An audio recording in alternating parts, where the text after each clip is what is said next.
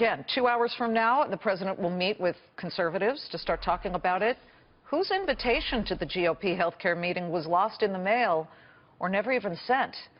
The members of the House Freedom Caucus. Remember this? It was just 24 hours ago in this show that the gang of Freedom Caucus congressmen and senators, from Jim Jordan of Ohio to Mark Sanford of South Carolina to Rand Paul, marched before the microphones to say, nope, this ain't it. This isn't the health care plan we will vote for. They could be the very group that ultimately puts this bill in its grave, and yet they're not invited. Why do they matter? Well, the math is critical to the GOP because Republicans can only lose 21 votes on their side before heading across the aisle for help. And there are 40-plus Freedom Caucus members, and if 80% of them are for or against something, they all vote as a bloc together. The caucus has put forth their own plan, co-written by my next guest, South Carolina Congressman Mark Sanford. Welcome, Congressman. Thank you. You know, we had our cameras right there yesterday when you and everybody else in the caucus stepped before the microphones. We took all of the sound because we thought this was really interesting. But right off the bat, did you know that there was going to be a meeting today with so-called conservatives and the president about this? And why were you not invited? Well, there will be many different meetings. I don't think this will be the first nor the last. You'll participate in some. You won't participate in others. I don't think there's any great conspiracy there.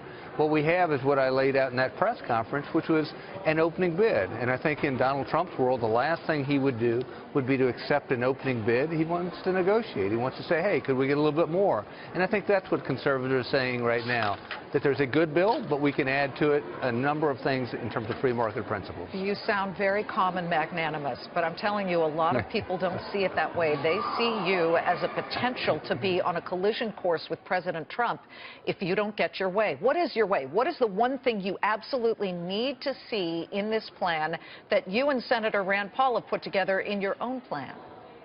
Well, I'd say a number of things, actually. I'd say that the idea of an open checkbook, if you will, with regard to Medicaid expansion is a different thing. I think the way the bill is presently written, you know, governors, and I was once one, would be have an inducement to go ahead and sign up over the next couple of months, and that would add a big liability from the standpoint of cost to the taxpayer. I think it's important that we look at this notion of refundable tax credits.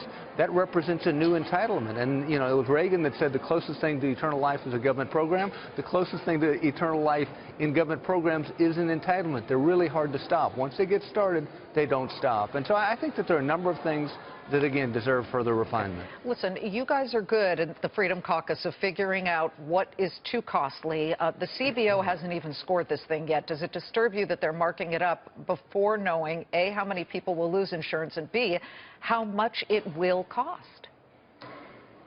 It ought to give us all a bit of pause. I mean, what you don't want to do is have a debate that's taken place over the last 7 years since the Affordable Care Act went into effect. The Republicans have railed against it for years. Then we come to it, we got to go in a 2-week sprint to get this done. I think we need to take a break, take our breath, really thoroughly vet this, both its positive and negative implications, and most of all, its cost. Do you feel like it's being rammed through? You know, that was the real complaint about the Democrats. They kept it hidden, they rammed it through, and nobody got to read it. Have you gotten to read it? I haven't, but in fairness to the process and in fairness to leadership, they're beginning the process of opening up the bill and what it'll contain, what will be in it. We're going through the process of regular orders being marked up in the Ways and Means Committee and Energy Commerce. And so I think it's a much different process than what we saw when Nancy Pelosi moved her bill forward. That having been said, it still deserves further refinement. What we shouldn't have is what leadership has said, which is this bill is it. No, this bill is a starting point. I know that you have to go vote, but this is a twofold. Are you ready to stand up to President Trump and say no, because this matters to him? And number two, if it takes this long, will it hold up or delay a tax reform plan, a tax cut that a lot of Americans are waiting on? The second point is a grave danger. It can't go on forever because it will hold up tax reform, and tax reform is the next thing queued up. As it relates to telling the president no, I think all of us as willing participants in the legislative process ought to agree where we agree and disagree where we disagree. Representative Sanford, thank you. Go on. My pleasure. Rush and vote. Thank you very much. We Appreciate it. appreciate it.